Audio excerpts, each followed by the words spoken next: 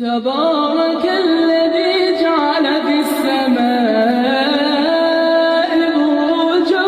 وجعل فيها سراجا وقمرا منيرا وهو الذي جعل الليل والنهار خلفة لمن أراد أن يذكر أو أراد شكورا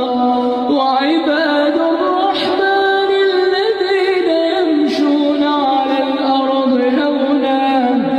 وإذا خاطبهم الجاهلون قالوا سلاما والذين يبيتون لربهم